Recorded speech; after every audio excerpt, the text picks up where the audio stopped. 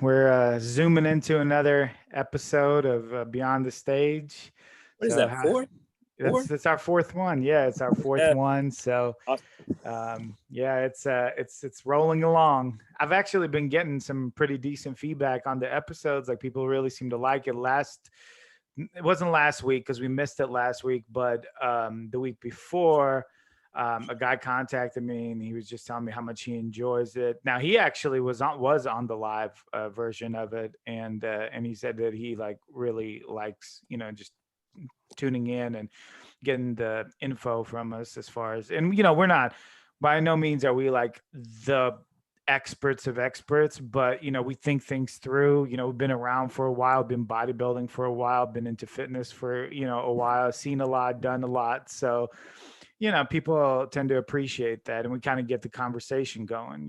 So I Yeah. definitely So think far the so. topics have been really good. Stuff that I would think maybe the average person or somebody who's trying to get into bodybuilding might want to know about. Right. But we can offer at least some good discussion.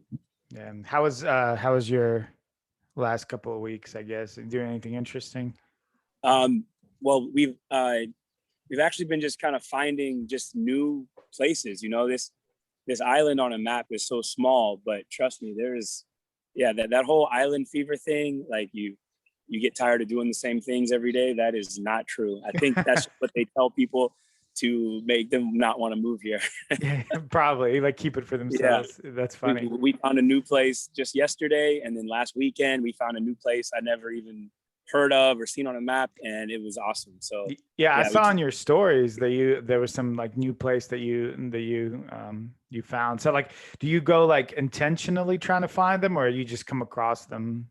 You just yeah, or like you hear about them, or like we'll look up somebody's travel vlog and be like, oh wow, we live here and we've never done that. Yeah. So then Yeah. it's like, okay, that's a great idea, we'll go do that. Yeah. So we're still finding like gems everywhere.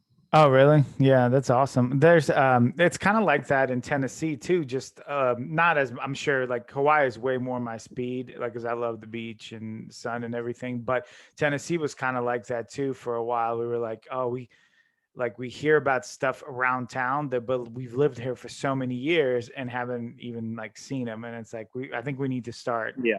kind of venturing a little bit out of our norm, find these places so that everyone talks about. But Yeah. yeah, I think the hope is that one day we'll move somewhere where it's nice and warm and sunny and you can be on the beach and listen to the waves. That's how I sleep. I set like my little Google home thing to like wave sounds, and I fall asleep like that. Yes. Yes. Oh man. So anyway, so we were kind of like off camera. We were kind of talking about like just different things, and a couple of subjects came to mind. One was from a viewer that asked us about plyometrics. Well, we'll consider it later. But I was looking in my pantry, and I saw a bunch of like cans of carbohydrates that I bought like years ago that I haven't been able, because at the time I thought I was going to just pound carbohydrates and pound like all that stuff, when I was a little bit younger. It didn't turn out that way. I'm much more moderate in my consumption than I thought I would be. So they were all just in the pantry, just there. So I had to kind of either get rid of them or like give them to people. And then you messaged me about like complex carbs versus like simple carbs, and like maybe we should discuss that because a lot of people have questions about that. They don't know, like everyone kind of thinks about protein, but carbs are important as well. So it's like, what do you do? Like, what do you take? How much of it do you take?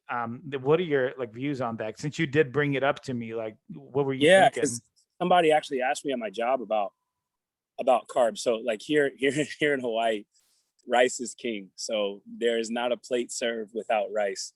Not potatoes, not fries. It is rice is king with everything, even breakfast, lunch, dinner.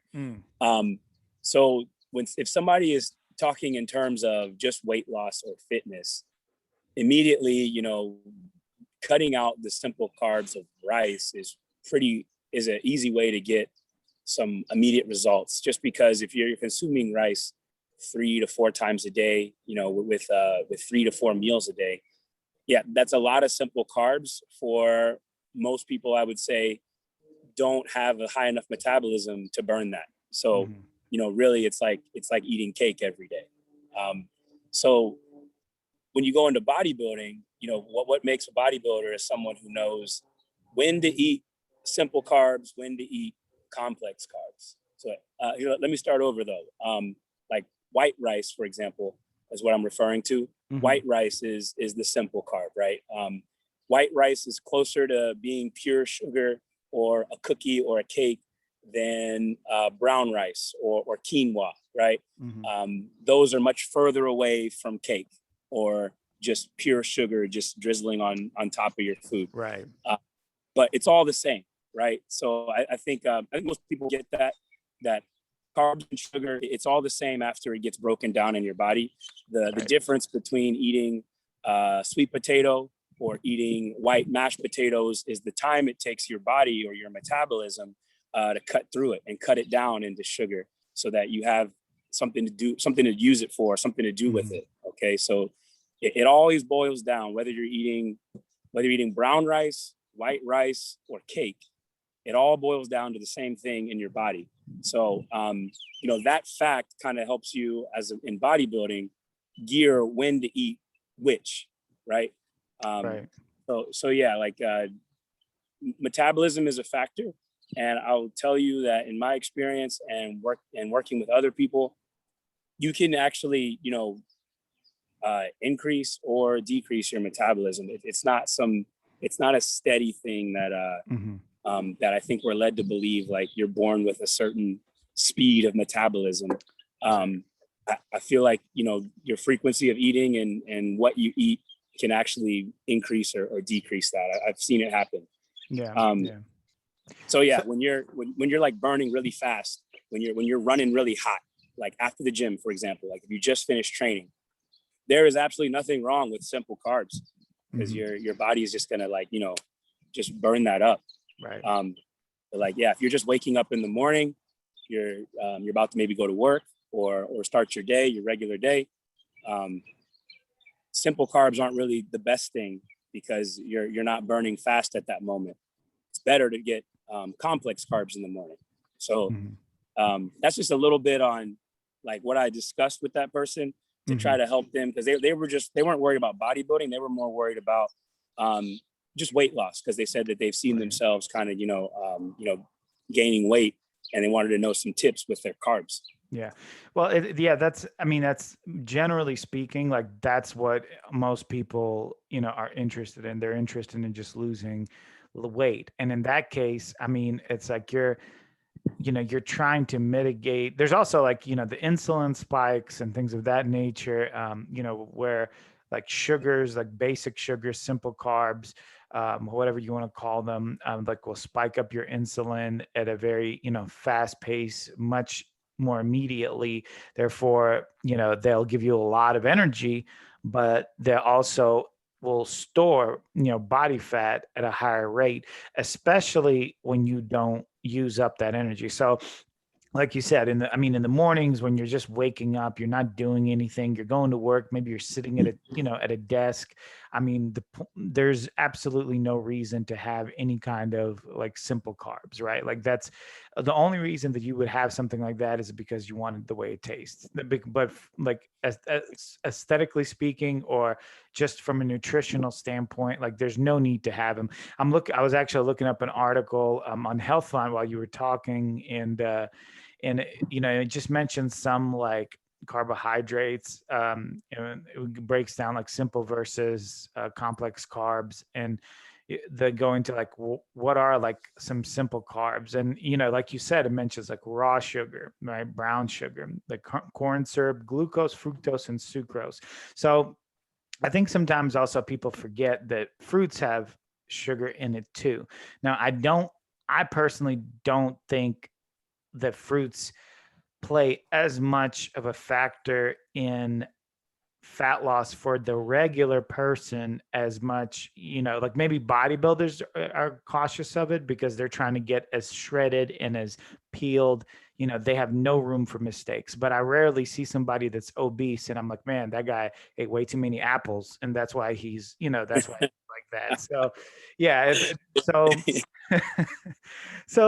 but, you know, for sure they have those things, but that's not the culprit of the common man. You know, more I would say like those raw sugars, the corn syrup is a huge one, right? The high fructose corn syrup, that's in everything, you know, and they make so much corn, they don't know what to do with it. I was interested in, like you said, that there's a lot of rice in Hawaii. Is that because like it's considered like an predominantly Asian like area? Is that why you think? I think it's a mixture of things. Some mainstays here are spam and rice. Those are two things that you obviously would associate with the military occupation that's been here and is kind of integrated into everything and every facet of Hawaii, because it's a huge. I mean, there's 5 bases on this one small island that I'm on. So those are associated with that, and then also, yeah, there's a lot of folks, families generationally moving from Asian countries here.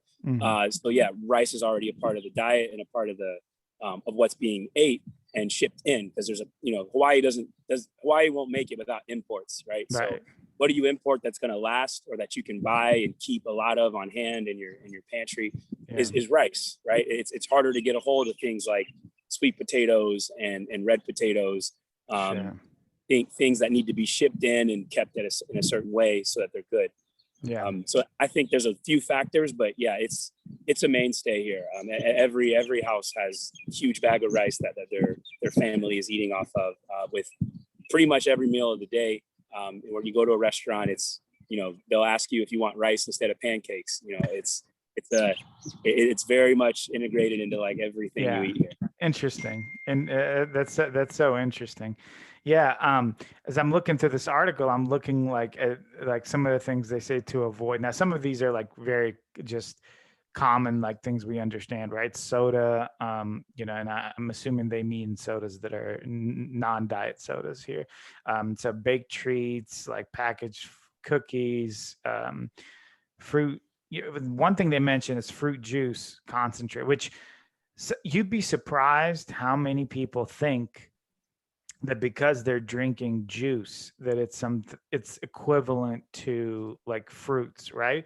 Like I just spoke about the fact that like fruit is not always the culprit to the common man, but this is completely different. Like if you look at any like fruit juice and like any bottles of fruit juice that are packaged, they're all like have way more sugar like than the fruits it's themselves. So it's like they try to make it as sweet as possible, so they appeal to that immediate sensation of your brain just enjoying that sweet taste. So like people, and they feed this stuff to kids too. That's the crazy thing. The crazy thing is juice is like fruit juice is like a staple that parents give to children because they think that they're giving them something better than a Coke, and it's like equivalent. It's probably about the same. Same or worse, really. Yeah, for sure. And so then it goes down to like complex carbs. Some of the other aspect of this is complex carbs are beneficial because they also have dietary fiber included in them. So it's like simple carbs usually have no fiber. Like sugar doesn't have any like real fiber in it. Like anything like that is not going to have some significant source of fiber. But you're talking about like vegetables and nuts and beans and whole grains and stuff like that. They'll have more fiber in them. So when would you suggest, like you said, that simple carbs and complex carbs have their place? So you would say that after your training that you should take some simple carbs, or before training? Like there's always that question, right? Some people say, oh, it doesn't matter, like when you take them. What are your views on that?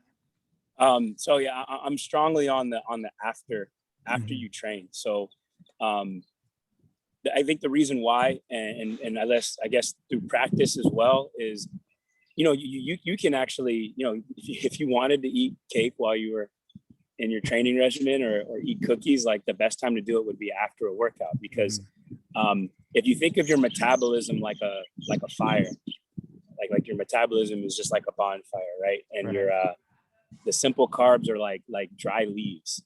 So If your fire is burning really hot, those leaves just pretty much evaporate. You could just throw a ton of leaves on that fire, and you're not going to worry about the fire going out or slowing down the metabolism, slowing down the flames. But if like in the middle of the day of working or maybe a day off, and you throw a bunch of leaves on a fire that's not burning very hot, you're actually going to put the fire out, because you just suffocated it, and your flames weren't hot enough to burn through those dry leaves. So that's kind of how I equate after a workout is your engine's running very hot. There's nothing wrong with eating, a scoop of rice with your chicken or your steak or whatever it's going to be after you've already had your protein shake. Because those carbs are not going to stay with you. They're if you're burning hot enough and your workout was successful, they're not going to stay with you. Right. Meaning like, storing fat or, on your body. Right. And actually your fire will keep burning hot beyond those simple carbs that your metabolism just burned up. And that's really where fat loss, I think, happens. Now later, if you want to think of, using the fire analogy, the complex carbs are like logs, like, long, strong burning, logs that keep the flames going, not the quick one-time leaves on fire that burn up. So you want to throw a log on there, maybe before you're going to bed. So if you eat a 6 meal before you go to bed, I think it'd be good if you have the brown rice, or if you have sweet potato, or if you have taro, which here is real popular. Something that is going to take your body a while to digest and burn up, so that your flames stay hot. Otherwise, you could burn through something, simple carbs. Let's say you ate dessert. All right, you had dessert and then went to bed. You burn through that in the middle of the night, and then your body's hungry. You wake up, starving. If you wake up starving, that means you've probably used proteins, or you've used critical mass on your body to get through the night of burning, because your body was like, hey, I got no logs over here. I got no leaves, no logs, no nothing. And for the rest of the 5-6 hours that you were asleep, your body was eating up something else, whether it was, muscle, what I call critical mass, the stuff you want to keep. Right. Are being burned instead of fat. So that dense tissue. I don't have a degree or professional training in it, but through practice, like that's probably the best analogy I can use to describe how your metabolism, or at least how my metabolism works. Yeah. Well, I think it's interesting too, because you said, oh, well, we don't have a degree or anything like that, but you see, like in fitness and in fitness oriented sports, generally speaking, the people that are hired to help these individuals, like the bodybuilders and so forth, are not people with like major like university degrees. They're people that have been doing it for a long time. And that's something to be said about that. I'm not discrediting that theories are legitimate, and sometimes they're tested in labs and so forth, and they come to some kind of resolution or result. But sometimes those results in the labs don't really translate to like real life situations, like for example, like meal frequency, right? I've heard all kinds of experiments and tests that were done that say meal frequency is not like important. But for me personally, on myself and others that I have seen, having a meal frequency regimen that is separated by several hours in several meals a day is the best way to maximize muscle and to lose body fat. Now, can I give you like all the detailed scientific experiments that that were used in that? I can't, but what I can tell you is when I do it, it works, and when I don't, it doesn't. So there's something to be said about that anecdotal evidence as well. So to talk about that meal frequency, like what do you think? Like have you noticed through your experience? So to like go on like what I was saying earlier about metabolism is not static, like something that is just you're born with. My metabolism is at this rate and I'm destined for that the rest of my life. It is not true. I think your meal frequency is actually the best tool that you can use to try to increase your metabolism. Maybe you can't become that shredded pro bodybuilder, but if you're at a state where you feel like your metabolism is low, the most immediate thing you can do is, if you just think about, don't change the amount that you eat. I'm not even talking about eating less. If you take your day of eating 2 meals a day, which I know a lot of people do, skip breakfast, eat lunch and dinner, Right. or breakfast and dinner, or if you eat 3 meals a day, take that same amount of food and split it into 6. Same amount and split it up. And if you were to eat it on a consistent basis throughout the day, from wake up to bedtime, and stay on that for not even that long. If you stay on that just for like a couple weeks, you'll already start to see where your metabolism has kicked up, where your body is expecting that next meal, that like, hey, where's the next plate at? Right. That where's the next plate, that feeling, that's your metabolism saying, hey, like we're running now. You know, we're not gonna store all of this food from last night because we know you're not gonna eat breakfast. So we're gonna store these saddlebags. We're gonna store a little under the arms, you know, because we got to make it all the way to 1 o'clock when you eat lunch, because you're not gonna eat anything from dinner till tomorrow's lunch. So you got to store food somewhere. Like your body has to get there somehow. So what does your body do? Your body stores it up. But if you tell your body, hey, every 2 hours, I'm gonna give you a little something, then you're not going to need to store as much. You don't need as much, you know, packed onto your body as you see, you know, maybe your gut getting bigger, or maybe your hips getting wider. You don't need that. So then, you know, you got to continue it. It's not easy to do. Trust me, it's easier said than done. Especially, I would say, just living a regular life around normal people. You know, a normal person doesn't wake up, eat, and then by 9 o'clock eat again, and then by 12 o'clock eat again. So it's not normal. But it's also how I think you can control and move your metabolism more to something that you want to get to. Right. And I mean, I think, excuse me, I also think that it becomes a mental thing too, because what happens when you eat like 3 large meals, you know, whether there's breakfast, lunch, and dinner, or maybe just 2 meals, lunch and dinner. I mean, you start, if you ever seen like a snake that eats something and it gets, you know, it gets really fat, right? Like for that moment, because it's digesting that food. It takes it a while. It looks uncomfortable. Now that snake is, you know, created to be that way. But as human beings, you know, we have a similar effect, right? When you eat a large amount of food, your stomach gets huge. You feel bloated. You don't feel like moving. You don't feel like training. You don't feel like doing anything but just kind of just being there and just being bloated and big, and mentally you're just kind of out of it, right? It's like, and I'm sure there's all slews of hormones that, you know, go through your body when you have a large meal like that kind of tell you to slow down and sit down and let your food digest, right? So it's like, so you're doing that twice a day. You look at yourself, you look bloated, you look fat, you feel bad about yourself, you don't want to move, you know. It's like it becomes this storm of you know, a sedentary lifestyle that you do this day in, day out. You're going to get huge. I mean, and not in a good way, right? So it's like, and I think that's what happens with a lot of people. A lot of people just think, oh, well, I'm eating 2 meals, right? I'm not eating that much. Well, you're eating a lot. I mean, you're just eating them in 2 times a day. So, and you're feeling terrible from them. And it's like, and you don't look good. And it just, it mentally becomes like crushing. It starts crushing people.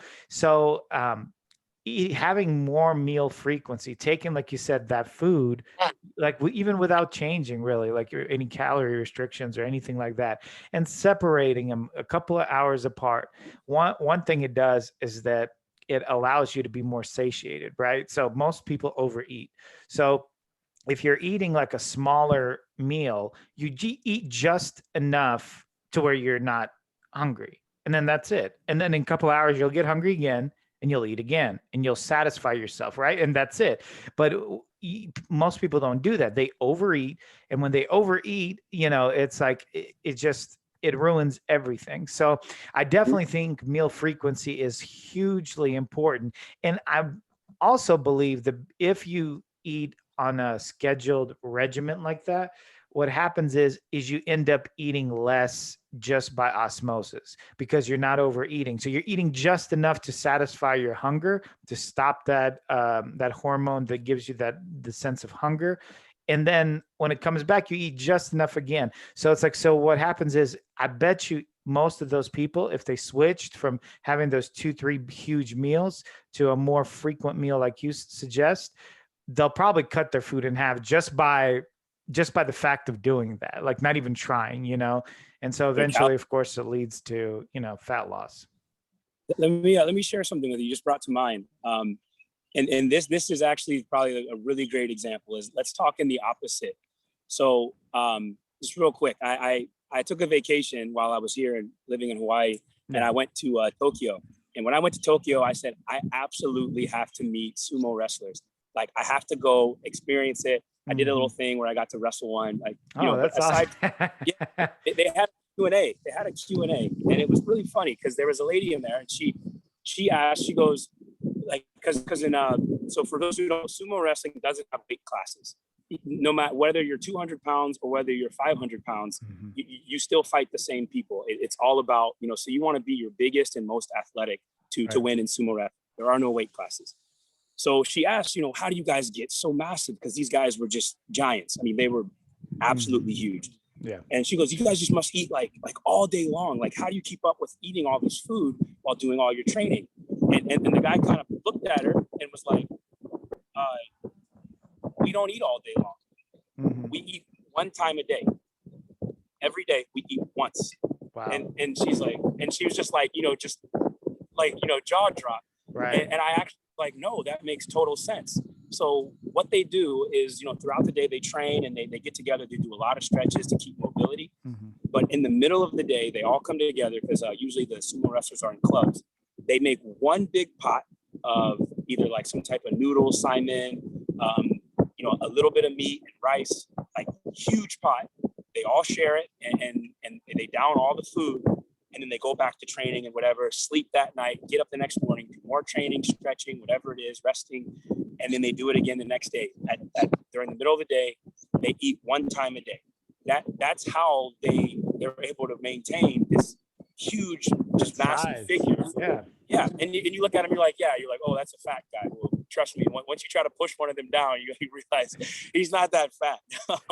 But they're massive guys, and how they get that massive is not by eating all day long. Right. It's eat one time. And then you take a bodybuilder and you go, wow, you must eat nothing. Like, you're just like so thin and you got 6-pack and your arms are showing. And you ask the guy, hey, what do you like? You must skip a lot of meals. And he goes, no, I eat all day long. A bodybuilder is always chewing. That's why their jaws look like that. So yeah, like, I think that's most people think in the opposite, but the greatest example, compare a bodybuilder to a sumo wrestler and then look at how they eat. They eat completely opposite. Yeah. First of all, that's awesome that you went to Tokyo. Yeah. Like one of my places on the bucket list for sure. Gotta And go. yeah, it's such an interesting place of you know, it's a little off topic, but such an interesting place of like warrior culture and like, you know, training and everything like that. I was really interested in sumo from their aspect of like the skill set of being able to push. Like we think that like, oh, pushing, like in the West, we kind of like think of pushing as something less than punching or hitting, but it's like they're able to weaponize like pushing. And if you ever look into people that are like in MMA or something like that, and they've mastered that skill of being able to shove someone the right direction, it's so interesting. Just, it's a little off topic, but I just find it so amazing. But that makes sense because I actually didn't know that. I didn't know that they just ate one big meal, but it goes along with what, you know, we're talking about. Like you said, that their whole goal, and you got to think about, these people are these sumo wrestlers. They put their whole life into like training and being a sumo wrestler. It's a full dedication, right? Yeah. So it's a full dedication of your life and changing your whole goals, like most sports at a high level, or, you know, but even sumo, even more so, because your whole, you know, you're changing your whole physique, probably kind of like bodybuilding, right? To a different look. So it's like trust me, they know what they're doing. This doesn't happen by just, oh, let's all eat together in one meal and see what happens. Like, this is something that's probably been done for, generations, and they figured Very, out very it works, right? years. This sport is so ancient and old, that's why it's well respected, the sumo wrestlers. Like, Hmm. here, you might see a guy who looks like that or is of that size, and you go, oh, like, oh, Right. that's a big. But there, if you see a sumo wrestler, there's a lot of respect for that person. Right. They know the life that he lives is highly dedicated. He's not Right. just some big guy who eats pizza all the time. No, Right. he's really dedicated to his sport. Right. And highly dedicated means they know what they're doing. And just like a bodybuilder, they know everything that goes into their mouth and how it's going to affect their physique and their performance. And so they do that for a purpose, and the purpose is to get bigger. So so the point is, if your purpose is to gain, weight and not lose body fat, then do what the sumo wrestlers do. But Yes, yes, but absolutely. if you're trying to get shredded, don't do that. That's Yeah. I mean, it's so clear when you look at, those are both very dedicated athletes, and it's contrary to what most people would think of how they eat. Right. Absolutely. Absolutely. Yeah. Well, I was gonna so go ahead and transition into our next topic, which came from a listener, as I mentioned earlier, on plyometrics. So I mean, I'll start off by saying, like, I wasn't really a huge fan of plyometrics in the beginning. I was one of those people that, like, well, if there's no weight on it, then what's the point? I don't quite agree with it, but I also don't give. I also what I'm trying to say is I don't quite agree with my past thinking, but I also don't give plyometrics as much credit as some people do. So, like, what are your thoughts on plyometrics? Have you ever, like, done them? Do you consistently do them? Like, Yeah, I think, well, I guess it depends on your goal, right? But mhm. like, so if you're on the road, you're on the road to bodybuilding, you're on the road to trying to go to national stage, right? Plyometrics, I don't think, are that beneficial to that goal Mhm. of getting on the stage, nailing your poses, and looking shredded. I think maybe somewhere along the line, they may help you keep some athleticism, because you it is tough as you're trying to maximize muscle and minimize fat.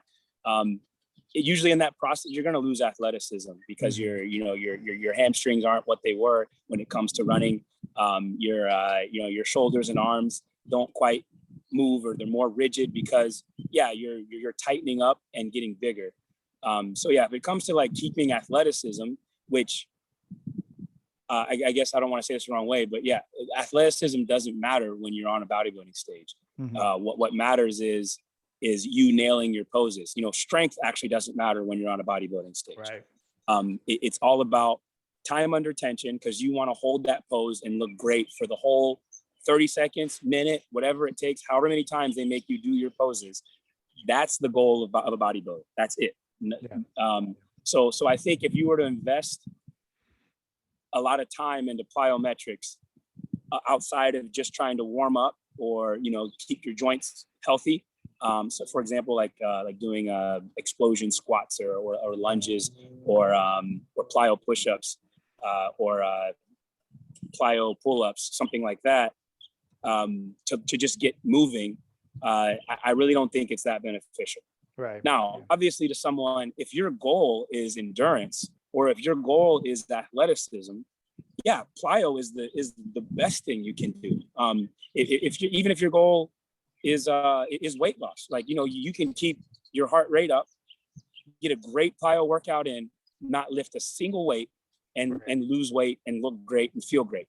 So I think the plyo conversation is more geared towards what's your goal. If your goal is to be the strongest you can be, have the strongest bench press, the strongest squat, plyo really, I don't think is much more beneficial than keeping your joints healthy or getting you warmed up. Right. But like committing a lot of time to doing box jumps, and your goal is to squat 700 pounds someday, I don't think that's going to be a great use of your time, as compared to if your goal is to increase endurance, tighten your muscles up. You know, maybe you're a firefighter, policeman in the military. Plyo is what you should be doing. Yeah. But bodybuilding, whatever your goal is what you should really kind of focus on. Yeah. I mean, I pretty much agree with everything that you said. And anytime somebody comes to me with a question as far as like what they should be doing, my first initial question to them before I answer it is, what are you doing this for? Like, what is this for? Is this to lose weight? Right. Are you trying to, like, are you doing a sport? And is that, or, you know, like, what's the plan? Are you trying to get on the fitness stage? Like, what's the point? So I agree with you in the sense that, yes. So plyometrics, first of all, like, what do we mean by plyometrics? The way I took this question is plyometrics meaning doing weight-like exercises without the weight. And you know, you could say plyometrics also goes into like stretching and, you know, like all this other stuff, which that's a totally different ball game. So like, you know, stretching is stretching. What I'm thinking of is like, you're doing squats, but you're not doing them with weights. You're doing like, you know, push-ups instead of like bench press or dumbbell press, that kind of thing. So with that being the case, if your goal, like you said, is to be on a bodybuilding stage, your goal is to maximize as much muscle that your frame can hold with the least amount of body fat, plyometrics will not work. You're not gonna, I mean, it will work, but not to that extreme that you need it to be. And so like when everyone else is lifting, you know, if everyone else is squatting real weight and you're over here just doing like body squats, you're not going to grow.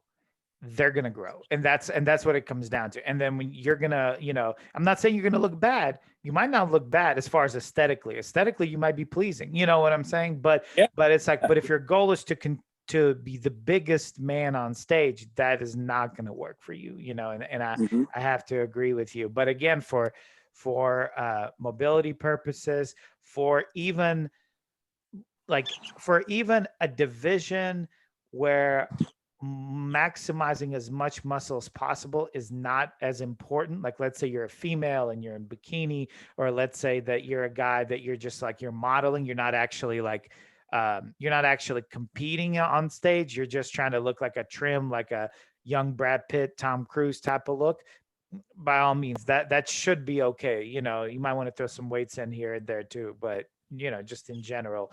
But if you're trying to be, you know, any remotely high level bodybuilder,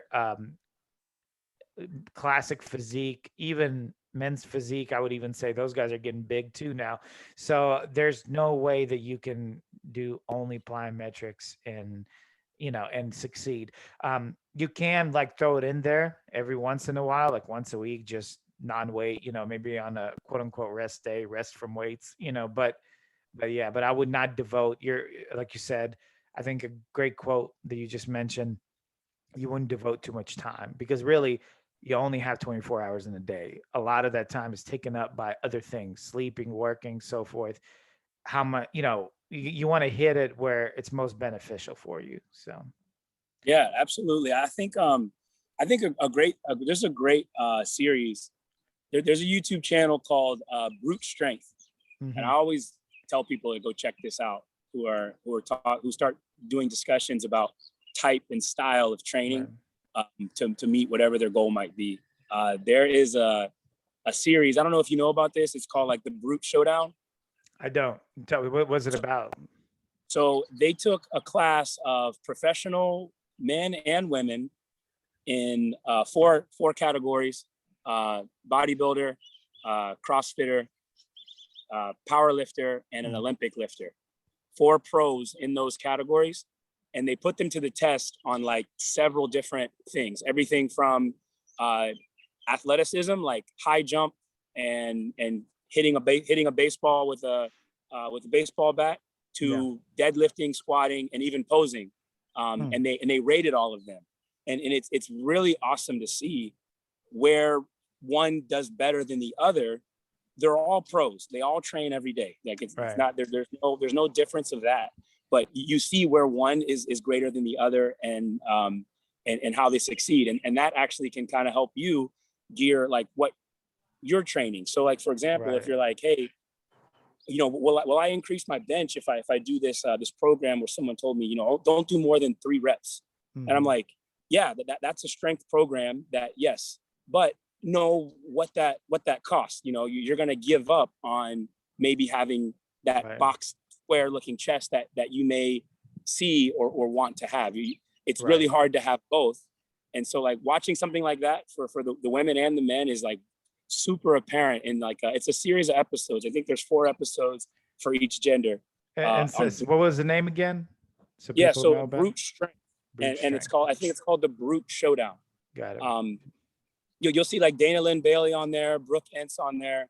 And you'll see where they all do well. Like there's like some where like you're like, wow, obviously the power lifter does really well when it comes to the deadlift or the squat, but they won't do well when it comes to the Olympic movement.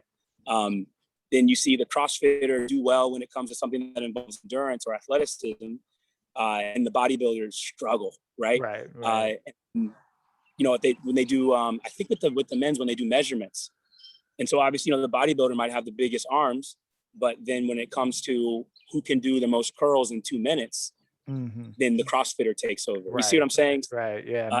The Olympic lifter, who is very strong in their own way, especially pound for pound, they can't keep up at all because that's just not how they train. Yeah, it's a real eye-opening like little project that they did, and they have a couple million views on each episode. That's definitely worth checking out. I mean, it sounds like it's successful. There's it's a give and take, right? Like it's always a give and take. It's never, it's never like, oh, I'm going to work strictly on my strength and nothing else is going to suffer. It's like, if you work strictly on your strength, you're going to suffer somewhere else. And if you work strictly on your agility, you're going to suffer somewhere else. So as far as plyometrics, it's like, if you strictly work on plyometrics, there's going to be other things that are going to be reduced in your physique, in your abilities, that you otherwise might not, so it's a give and take, and you have to figure out where you want to give and where you want to take, that's what it essentially comes down to. I'm, a little, just to end the episode too. Sometimes what people will do also is they'll say, but look at so-and-so. It's like, it's kind of like, oh, well, you will say, well, they'll listen to our show, right? And they'll be like, hey, well, you said this, but look at so-and-so, right? So that is not like a real argument. You can't pick like one person that's like at the elite level or whatever it is. It's like, you can't say, oh, like I can't be that great at basketball, look at so-and-so, look at Michael's, like you can't do that. So it's like, give me like the average person, like show me the average person and show me like them succeed this, this way that you're saying that we're wrong, telling you about this. So it's like, if you can show me the average individual that does that, then I might, think about it. But stop telling me things like, oh, well, this high elite level athlete can do this. It's like, that you can't put like name the outliers as your justification for like whether something works or not. It has to be within the standard deviation, right? So it's like, you have like standard deviation, then you have people that are like at the top elite level that don't fall into the average, and then you have the people below everybody, right? So it's like, who falls in that middle? That's what you need to base your decisions on, because 99.9 of the time you're in the middle. You're not in the high level, you're not in the low level necessarily, so yeah. And I say like commit your time. So, like choose your goal and commit your time to it, and don't worry about what anybody says or thinks. Like I think what comes to mind as a great example is Eddie Hall, who's trimmed down to, I think he's either fighting or looking to do bodybuilding. He's committed to a new goal. So someone could say like, hey man, you're losing strength, you're getting smaller. It's like, so like, I'm not trying to be that right now. I'm trying to be this. And he's committing all in on that goal, and his body is reflecting that goal. So, I think if somebody if in your head you're like, I want to be really strong, then you shouldn't be worried about six packs and the size of your arms or anything like that.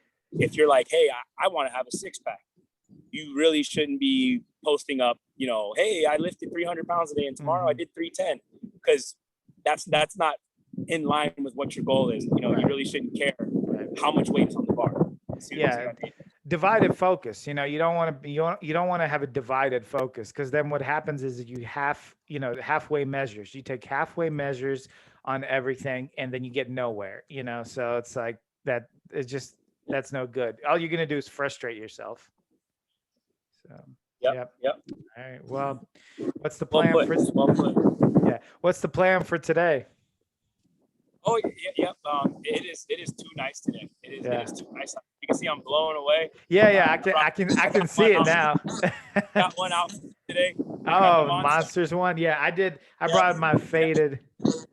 There you go. You're on the alien team. I brought my faded Marvel shirt that I have like worn for like 100 years, but I don't know if you can see, it's got all the characters on them. So anyways. Yes. Classic.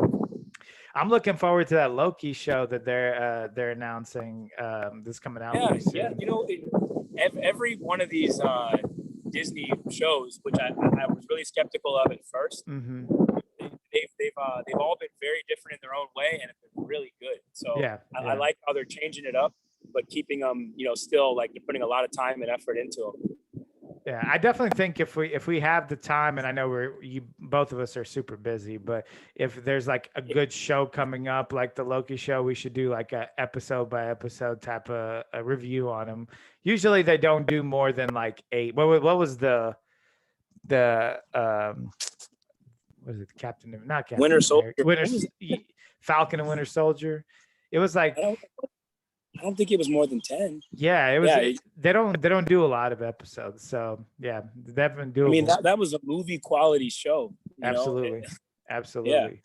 Yeah, they did a great job with it. I mean, honestly, like you said, they do a great job with all of them. I'm looking forward to Mandalorian, the second season of that. That should be dope. So, all right, man. Well, I'll let you get back to being a dad and not a podcaster. Yeah, no problem. All right, until the next one. All right, take care, brother. Yeah, see you.